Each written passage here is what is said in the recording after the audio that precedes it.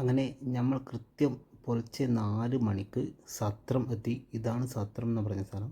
അത്യാവശ്യം നല്ല തിരക്കുണ്ടായിരുന്നു പുലർച്ചയായിട്ട് കൂടി. ലാസ്റ്റ് 2 വർഷമായിട്ട് ഇവിടെ നല്ല തിരക്ക് അനുഭവപ്പെടുന്നുണ്ട്. ഒരുപാട് പേര് ഇതുവഴി പോകുന്നുണ്ടെന്ന് കേട്ടു. അപ്പോൾ നമുക്കിപ്പോൾ മെയിനായിട്ട് വേണ്ടത് വെർച്വൽ ക്യൂ പാസും ഫോറസ്റ്റ് കടക്കാനുള്ള പാസുമാണ്. അപ്പോൾ അവിടെ തന്നെ ചായയൊക്കെ കിട്ടി. അവിടെ നിന്ന് ചായയൊക്കെ കുടിച്ചതിന് ശേഷം ഞങ്ങൾ വീണ്ടും ക്യൂ നിന്ന് വെർച്വൽ പാസിന് വേണ്ടിയും പിന്നെ ഫോറസ്റ്റ് പാസിന് വേണ്ടിയാണ് ഇവിടെ ക്യൂ നിൽക്കേണ്ടത്. ഒരു 4:30 മണിക്ക് ക്യൂ നിന്ന് നമുക്ക് ഏകദേശം ഒരു 6:30 ആയപ്പോഴാണ് നമുക്ക് ഈ ഒരു ടിക്കറ്റ് കൊടുക്കാൻ തുടങ്ങിയത്. അതിനുശേഷം വീണ്ടും ഒരു അരമുക്കാൽ മണിക്കൂർ അല്ലെങ്കിൽ 1 മണിക്കൂറൊക്കെ കഴിഞ്ഞപ്പോഴാണ് നമുക്ക് ടിക്കറ്റ് കിട്ടിയത്. അങ്ങനെ വെർച്വൽ ക്യൂയുടെ പാസും കിട്ടിയിട്ടുണ്ട്. അതുപോലെ മൊബൈലിൽ നമുക്ക് ഫോറസ്റ്റ് പാസ് ഫോട്ടോ എടുക്കാനും അവർ തരും. പിന്നീടാണ് കളികളൊക്കെ. വിവേകാനന്ദ ട്രാവൽസിലായിരുന്നു ഞങ്ങൾ വന്നിരുന്നത്. അപ്പോൾ അതിൻ്റെ ഗൈഡ് കാര്യങ്ങളൊക്കെ വിശദീകരിച്ച് തരുന്നുണ്ടായിരുന്നു. അതിനുശേഷം നമുക്കവിടെ ബ്രേക്ക്ഫാസ്റ്റും അറേഞ്ച് ചെയ്തിട്ടുണ്ടായിരുന്നു. അത്യാവശ്യം പൊറോട്ടയും ദോശയും ഒക്കെ ഉണ്ടായിരുന്നു. അവിടെ നിന്നും അതും കഴിച്ചതിന് ശേഷം 8:30ക്കാണ് നമുക്കുള്ള എൻട്രി തന്നത്. ഓരോ ഗ്യാങ് ആയിട്ടാണ് അവിടെ നിന്ന് പോകുന്നത്. അപ്പോൾ നമ്മുടെ പാസ് നമ്പർ 200 ആയിരുന്നു. അപ്പോൾ ഈ ഒരു അമ്പലത്തിൻ്റെ താഴെയിലൂടെയാണ് പോകുന്നത്. പ്ലാസ്റ്റിക് ഒന്നും അങ്ങോട്ടേക്ക് കയറ്റില്ല. പ്ലാസ്റ്റിക് കുപ്പിയായാലും ബിസ്ക്കറ്റിൻ്റെ കവറായാലും അതുപോലുള്ള ഒരു പ്ലാസ്റ്റിക്കും അങ്ങോട്ട് കയറ്റില്ല. ഓരോ പോയിൻറ്റിലും ഫോറസ്റ്റ് ഓഫീസേഴ്സ് കറക്റ്റായിട്ട് കൃത്യമായിട്ടുള്ള എണ്ണം തികച്ച് മാത്രമേ അങ്ങോട്ടേക്ക് കയറ്റി വിടുകയുള്ളൂ. അപ്പോൾ ഈ ഒരു പോയിൻറ്റിൽ എത്തിക്കഴിഞ്ഞാൽ നിങ്ങൾക്ക് അവിടെ നിന്നും നിങ്ങളുടെ മൊബൈലിന് നമ്പർ എത്രയാണോ ഫോറസ്റ്റ് പാസ് കിട്ടിയത് അത് കാണിച്ചു കൊടുത്ത് നിങ്ങൾക്ക് അതിൻ്റെ ടോക്കൺ എടുക്കാം. പിന്നീട് അങ്ങോട്ട് കാട്ടിലേക്കുള്ള യാത്രയാണ്. കാട്ടിലേക്കുള്ള യാത്ര എന്ന് പറഞ്ഞാൽ നിങ്ങൾ സാധാരണ 3 വഴിയാണ് ഞങ്ങൾ സന്നിധാനത്തേക്ക് പോകാൻ പറ്റുന്നത്. ഒന്ന് പമ്പ നീലിമല കയറിയിട്ട് പോകാം, മറ്റൊന്ന് എരുമേലി കരിമല വഴി പോകാം. അപ്പോൾ 3ാമത്തെ വഴിയാണിത്. മറ്റ് 2 വഴി കൂടി ഞാൻ മുന്നേ പോയിട്ടുണ്ടായിരുന്നു. ഈ ഒരു വഴി ആദ്യമായിട്ടാണ് പോകുന്നത്. മറ്റ് 2 വഴികളെ അപേക്ഷിച്ച് നോക്കുമ്പോൾ ഇത് നല്ല ചെങ്കുത്തായിട്ടുള്ള കയറ്റവും അതുപോലെ തന്നെ ഭയങ്കര റിസ്കി ആയിട്ടുള്ള ഇറക്കവുമാണ്. അപ്പോൾ ഏറ്റവും കൂടുതൽ ബുദ്ധിമുട്ട് തോന്നിയത് ഇറക്കം തന്നെയാണ്. അതുപോലെ കിലോമീറ്ററുകളോളം ദൂരത്തിൽ മൊട്ടക്കുന്നുകളാണ് ഇവിടെ കൂടുതലായിട്ടും നിങ്ങൾക്ക് കാണാൻ പറ്റുന്നത്. അതുകൊണ്ട് തന്നെ ഒരുപാട് മലകൾ കയറി ഇറങ്ങി വേണം നമുക്ക് അവിടെ എത്താൻ. പോകുന്ന വഴിയിൽ ഒരുപാട് ബുദ്ധിമുട്ടുകളുണ്ടാവും. ചെറുതായിട്ട് മഴ പെയ്തു കഴിഞ്ഞാൽ വളരെ വഴുക്കൽ കൂടിയ ഒരു സ്ഥലമാണിത്. ഈ ഭയങ്കര റിസ്ക്കിയാണ് ഇതുവഴി പോകുന്നതും. അപ്പോൾ ഒരുപാട് ശ്രദ്ധിച്ചാണ് ഞങ്ങൾ അങ്ങോട്ടേക്കുള്ള യാത്ര തുടർന്നത്. അതുമാത്രമല്ല ഈ ഒരു സംഭവം എന്ന് വെച്ച് കഴിഞ്ഞാൽ പെരിയാർ റിസർവ് ടൈഗർ റിസർവ് വഴിയാണ് ഞങ്ങൾ പോകുന്നത്. അപ്പോൾ ഒരുപാട് വന്യജീവികൾ, അതായത് മെയിനായിട്ട് ടൈഗർ ആയാലും ആന ആയിക്കഴിഞ്ഞാലും ഒരുപാട് ആന ഇറങ്ങുന്ന സ്ഥലമാണിത്. അപ്പോൾ സൂക്ഷിച്ചു വേണം പോകാൻ. ഞങ്ങൾ പോയ അതേ ദിവസം തന്നെ ഒരു ആൾ ആനയുടെ ആക്രമണത്തിൽ നിന്നും കഷ്ടിച്ച് രക്ഷപ്പെട്ടു എന്നൊക്കെ പറഞ്ഞ് ന്യൂസ് വന്നിരുന്നു. പക്ഷെ ഞങ്ങൾക്ക് ആനയെ കാണാൻ പറ്റി. കുറേ ദൂരെ ഒരു കൂട്ടത്തോടെയുള്ള ആനയെ ഞങ്ങൾക്ക് കാണാൻ പറ്റി. അങ്ങനെ ഞങ്ങൾ ഓരോ സ്ഥലങ്ങളായിട്ട് ഇങ്ങനെ കയറി പോയി. ഒരു പെർട്ടിക്കുലർ പോയിൻ്റ് എത്തുമ്പോൾ ഏകദേശം ഒരു 1 ഹവറൊക്കെ കഴിയുമ്പോൾ നിങ്ങൾക്ക് അവിടെ ഒരു വെള്ളം കുടിക്കാനുള്ള വെള്ളവും കാര്യങ്ങളൊക്കെ കിട്ടും. അപ്പോൾ എല്ലാ പോയിൻറ്റിലൊന്നും നിങ്ങൾക്ക് ഇതുപോലെ കിട്ടില്ല. നീലിമല വഴി പോകുന്നതാണെങ്കിൽ ഒരുപാട് പോയിൻറ്റിൽ നിങ്ങൾക്ക് ഫുഡും കാര്യങ്ങളൊക്കെ അവൈലബിൾ ആണ്. അപ്പോൾ 1 മണിക്കൂറോളം യാത്ര ചെയ്തതിന് ശേഷമാണ് നിങ്ങൾക്ക് ഇങ്ങനെ ഒരു വെള്ളം കിട്ടുന്നത്. അവിടെ ഫോറസ്റ്റ് ഗാർഡിന് താമസിക്കാനുള്ള ഒരു ചെറിയൊരു റൂം പോലെയും അവിടെ മുകളിലായിട്ട് കണ്ടു. അപ്പോൾ അവിടെ ഫോറസ്റ്റ് ഗാർഡ് ഇരിക്കുന്നുണ്ടായിരുന്നു. പുള്ളിക്കാരനോട് ചോദിച്ചപ്പോൾ പറഞ്ഞത് എപ്പോഴും ആന ഇറങ്ങുന്ന ഒരു സ്ഥലമാണിത്. അപ്പോൾ ഈ ഒരു സമയത്ത് ആൾക്കൂട്ടങ്ങളൊക്കെ വന്നതിന് ശേഷം ആന ഇറങ്ങുന്നത് കുറച്ച് കുറവായിരിക്കും, എന്നാലും ശ്രദ്ധിച്ച് വേണം പോകാനെന്നൊക്കെ പറഞ്ഞു. ഈ ഒരു സ്ഥലം എത്തിയപ്പോൾ ഭയങ്കര ഒരു ആശ്വാസമായിരുന്നു. ആ ഒരു ഔഷധ വെള്ളം കിട്ടിയപ്പോൾ തന്നെ അത് കുടിക്കാൻ വേണ്ടി എല്ലാവരും അടിയായിരുന്നു. ഇതിന് ശേഷം പിന്നെ നിങ്ങൾക്ക് കാണാൻ പറ്റുന്നത് വളരെ നിരപ്പായിട്ടുള്ള ഒരു സ്ഥലമാണ്. അപ്പോൾ അതുവഴി നിങ്ങൾക്ക് സമതല പ്രദേശത്ത് കൂടി ഒരുപാട് ദൂരം നടക്കാനുണ്ട്. ഇത് മൊട്ടക്കുന്നുകൾ താണ്ടി ഒരുപാട് നടക്കാനുണ്ട്. അതാണ് ഈ ഒരു റൂട്ടിൻ്റെ പ്രത്യേകത. ഒരുപാട് കയറ്റമായിരിക്കും. പിന്നെ പ്ലെയിനായിട്ടുള്ള കുറേ നല്ല റോഡുകൾ കാണാൻ പറ്റും, വിശാലമായിട്ടുള്ള റോഡ് കാണാൻ പറ്റും.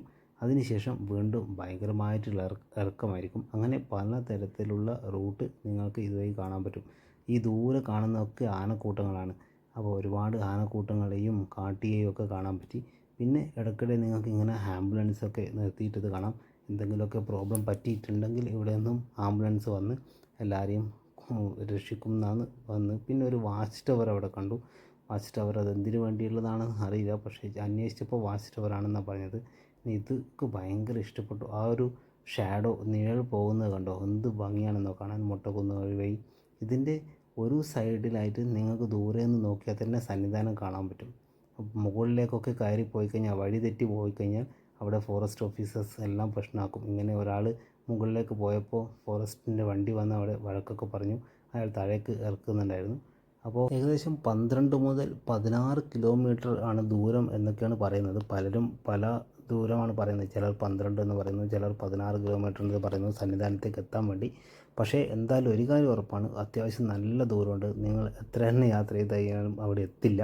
അത് പോകുന്ന വഴി കിടക്കടെ ഇതുപോലുള്ള ചെറിയ ചെറിയ വെള്ളം കെട്ടിവെച്ചിട്ടുള്ള സംഭവങ്ങൾ കണ്ടു. അങ്ങനെ ഏകദേശം കയറ്റം ഒക്കെ കയറി കഴിഞ്ഞാൽ നിങ്ങൾ ഈ ഒരു ലൊക്കേഷനെത്തും. ഇവിടെയാണ് നമ്മുടെ പ്രതീക്ഷ. കാരണം അവിടെയാണ് നിങ്ങൾക്ക് അടുത്ത ഫുഡ് കിട്ടുന്ന ഒരു പോയിൻ്റ്. അപ്പോൾ ഈ ഒരു നിൽക്കുന്ന ഫുഡിന് വേണ്ടിയിട്ടുള്ള ക്യൂ ആണ് നിങ്ങൾ കാണുന്നത്. ഇവിടെ നിങ്ങൾക്ക് കട്ടൻ ചായ, വട, ബജ്ജി കൂടാതെ കഞ്ഞിയും നിങ്ങൾക്ക് കിട്ടും. കഞ്ഞിക്ക് 45 രൂപയാണ് ഇവിടെ കഞ്ഞിയുടെ വില. അത് കുറച്ച് ഓവർ പ്രൈസായിട്ട് തോന്നി. എന്നാലും ആ ഒരു സമയത്ത് അത്രയും ക്ഷീണിച്ച് വരുമ്പോൾ കിട്ടുന്ന കഞ്ഞിയും ചമ്മന്തിയും ചെറുപയറും അതൊരു ഭയങ്കര സുഖം തന്നെയാണ്. ആ ഒരു ചൂട് കഞ്ഞി ഉള്ളിലേക്ക് പോകുമ്പോൾ. അപ്പോൾ കഞ്ഞിയും കുടിച്ചതിന് ശേഷം ഞങ്ങൾ അവിടെ അട്ടം നോക്കി കുറച്ച് സമയം, ഒരു 10 മിനിറ്റ് നേരം കിടന്നു. നല്ല സുഖമായിരുന്നു അങ്ങനെ ഒരു കിടപ്പ്. ഇങ്ങനെ നിങ്ങൾക്ക് വേണമെങ്കിൽ അവിടെ നിന്ന് ബജ്ജിയും കാര്യങ്ങളൊക്കെ വാങ്ങാം. പിന്നെ മെയിനായിട്ട് ശ്രദ്ധിക്കേണ്ടത് പ്ലാസ്റ്റിക് പോലെയുള്ള സംഭവങ്ങളൊന്നും അങ്ങോട്ടേക്ക് കൊണ്ടുപോകാതിരിക്കുക. കാരണം പ്ലാസ്റ്റിക് അലൗഡല്ല.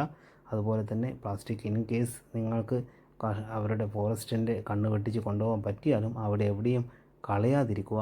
ബിസ്ക്കറ്റും കാര്യങ്ങളൊക്കെ പേപ്പറിലൊക്കെ എടുത്ത് പോകുന്നതാണ് ഏറ്റവും നല്ലത്. അപ്പോൾ ഈ ഒരു പോയിന്റിൽ നിന്നും കഞ്ഞിയൊക്കെ കുടിച്ചതിന് ശേഷം നിങ്ങൾക്ക് ഇനി ഫേസ് ചെയ്യാൻ പോകുന്നത് ചെങ്കുത്തായ ഇറക്കമാണ്. ഇതാണ് ഏറ്റവും ഡിഫിക്കൽട്ട്. ആ ഒരു ഇറക്കത്തിൽ നടക്കാൻ പറ്റാതെ കൊണ്ട് തന്നെ പലരും മുകളിലൊക്കെ കയറി നടക്കുന്നുണ്ടായിരുന്നു. കാരണം ഇനി അങ്ങോട്ടേക്ക് ഒരുപാട് ഇറക്കമാണ്, ഇനി കുറേ ദൂരം വരെ. അപ്പോൾ ഭയങ്കര ബുദ്ധിമുട്ടായിട്ട് തോന്നി. കാലിൻ്റെ മസിലുകൾ, കാഫ് മസിലായാലും നീ പെയിൻ ഉള്ളവർക്കൊക്കെ ഇതൊരു ഭയങ്കര ബുദ്ധിമുട്ടായിരിക്കും. പക്ഷേ ഇടയ്ക്കിടെ ഇതുപോലെയുള്ള വെള്ളം ഉള്ളത് കൊണ്ട് തന്നെ കാല് കഴുകാനൊക്കെ നല്ലൊരു സുഖമായിരുന്നു. അത് കഴിഞ്ഞ് കുറച്ചുകൂടി ദൂരെ ചെന്നപ്പോൾ അവിടെ എത്തിയപ്പോൾ ഒരു കഴുതക്കുഴി എന്ന് പറഞ്ഞൊരു സ്ഥലമാണെന്ന് തോന്നുന്നു ഇത്. അവിടെ എത്തിയപ്പോൾ നമുക്ക് വീണ്ടും വെള്ളം കുടിക്കാൻ പറ്റി. അവിടെയൊക്കെ സീരിയസ് ആയിട്ട് തന്നെ എഴുതി വെച്ചിട്ടുണ്ടായിരുന്നു, ഇത് ഭയങ്കര ഡേഞ്ചർ ആയിട്ടുള്ള സാധനമാണ്. കാരണം അവിടെ നിന്ന് സ്ലിപ്പായി കഴിഞ്ഞാൽ നേരെ താഴേക്കാണ് എത്തുന്നത്.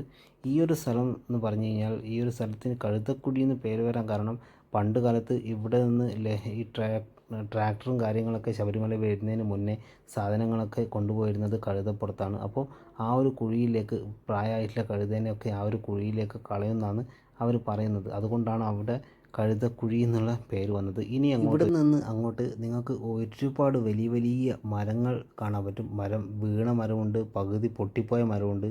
അങ്ങനെ ഒരുപാട് മരങ്ങൾ നിങ്ങൾക്ക് കാണാൻ പറ്റും. അതുപോലെ തന്നെ മരത്തിൻ്റെ വേരുകളാകട്ടെ ഒരുപാട് വലിയ വേരുകളായിരിക്കും. അപ്പോൾ അതിൽ നിന്ന് ഇടയിൽ കൂടിയൊക്കെ നടന്ന് പോകാമെന്നുള്ളത് വളരെ ദുഷ്കരം തന്നെയായിരുന്നു. ആ കൂട്ടത്തിൽ നന്നായി ശരണം വിളിക്കുന്ന ആളുണ്ടെങ്കിൽ ഒരുവിധം വലിയ കുഴപ്പമില്ലാതെ നിങ്ങൾക്ക് നടന്ന് നീങ്ങാൻ പറ്റും. കാരണം ആ ശരണം വിളിയുടെ ആ ഒരു പവറിൽ തന്നെ അത്യാവശ്യം വലിയ കുഴപ്പമില്ലാതെ മുന്നോട്ട് നീങ്ങുന്നതായി തോന്നി. രാവിലെ 7 മണി മുതൽ ഉച്ചക്ക് 2 മണി വരെയാണ് ഈ ഒരു റൂട്ട് ഓപ്പൺ ആക്കി കൊടുക്കുന്നത്. അതും ഈ ഒരു മണ്ഡലകാലത്ത് മാത്രമാണ് ഈ ഒരു റൂട്ട് ഓപ്പണായി കൊടുക്കുന്നത്. അതുവരെ എപ്പോഴും ഫോറസ്റ്റ് ഈ റൂട്ട് ക്ലോസ് ചെയ്തിട്ടായിരിക്കും ഇടുന്നത്. അതുപോലെ തന്നെ നിങ്ങൾ ഒരു ഗ്യാങ്ങിന് വേണ്ടി ഒരു നമ്പർ ഓഫ് പാസ് എടുത്തു കഴിഞ്ഞാൽ, ഒരു പാസിൽ 7 പേരാണ് നിങ്ങൾ പോകുന്നതെങ്കിൽ 7 പേരെയും കടത്തി വിട്ടതിന് ശേഷം മാത്രമേ അവർ ആ ഒരു ഫോറസ്റ്റിൻ്റെ ക്ലോസ് ചെയ്യുകയുള്ളൂ. അതുപോലെ തന്നെ 7 പേരും ഒന്നിച്ച് വരാതെ നിങ്ങൾക്ക് ഓരോ ഫോറസ്റ്റ് ചെക്ക് പോസ്റ്റും കടന്ന് മുന്നോട്ട് പോകാൻ പറ്റില്ല. നിങ്ങളിപ്പോൾ കാണുന്നതാണ് ഉരൽക്കുഴി വാട്ടർഫോൾ. അപ്പോൾ ഇവിടെ ഒരാൾക്ക് മാത്രം ഇറങ്ങി നിൽക്കാൻ പറ്റുന്ന ഒരു കുഴിയുണ്ട്, അതിനാണ് ഉരൽക്കുഴി എന്ന് പറയുന്നത്.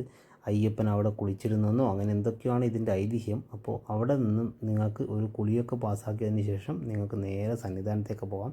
അപ്പോൾ ഇനി അങ്ങോട്ടേക്ക് നമുക്ക് ക്യാമറ അലൗഡ് അല്ല. സന്നിധാനത്തെത്തി, മാളികപ്പുറത്തെത്തി, ഇത്രയൊക്കെയാണ് നമ്മുടെ പുൽമേട് വഴിയുള്ള വിശേഷങ്ങൾ. അവിടെ നിന്ന് ഞങ്ങൾ അന്നദാന മണ്ഡപത്തിലെത്തി. അവിടെ കഞ്ഞി ഉണ്ടായിരുന്നു. അവിടെ നിന്ന് നല്ല കഞ്ഞിയൊക്കെ കുടിച്ചു.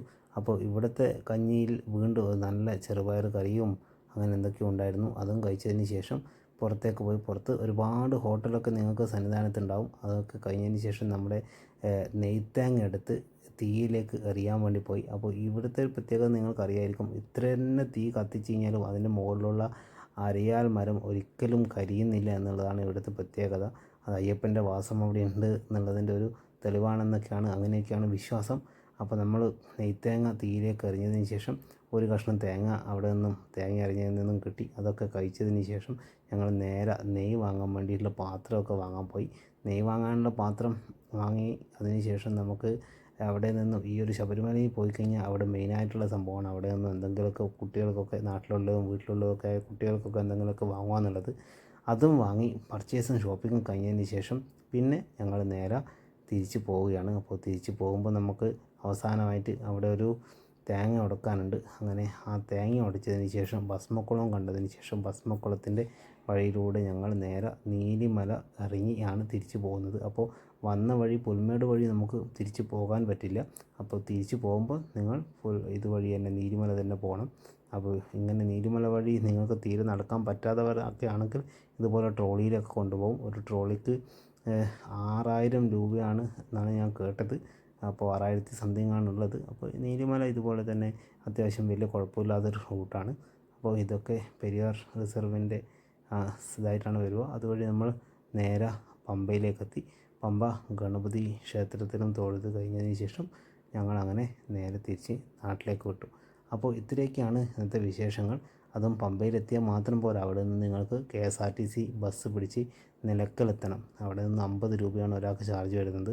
നിലക്കലാണ് നിങ്ങളുടെ ബസ്സും കാര്യങ്ങളൊക്കെ ഉണ്ടാവുക. അപ്പോൾ എല്ലാ സ്വാമിമാർക്കും നല്ലൊരു അയ്യപ്പ ദർശനം കിട്ടട്ടെ എന്ന് ആശംസിക്കുന്നു. ഒരു പുതിയ വീഡിയോ ആയിട്ട് വീണ്ടും കാണാം.